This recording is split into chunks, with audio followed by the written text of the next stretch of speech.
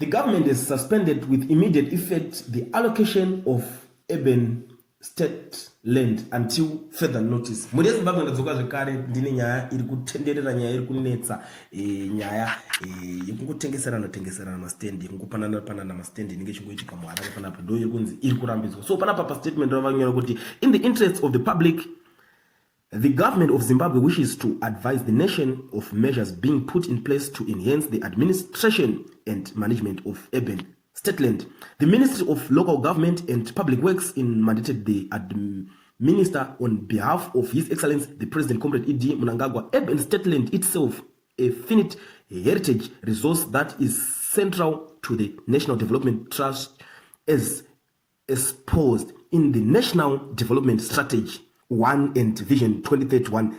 It is therefore imperative that an efficient and transparent system is put in place to ensure that urban state land plays a role in facilitating a sustainable and functional developments.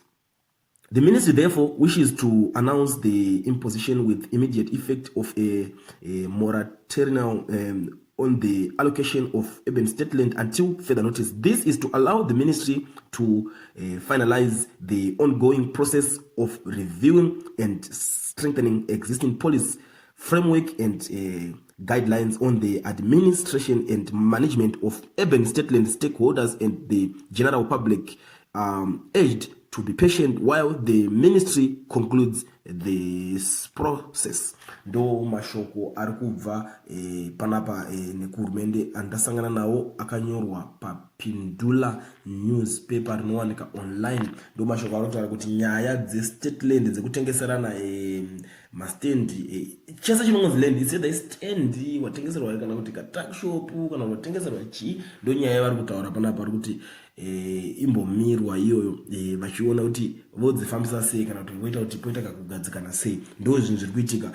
So kangoriwo kayambiro kuitira dondowana kawanda varozongoitirwa madhiridhiri ngonzi handati kutengesera land ndokupai ground, ndo dzimwe dzenyaya panapa dziri kubudikira muri Zimbabwe nhasi dzichipisa.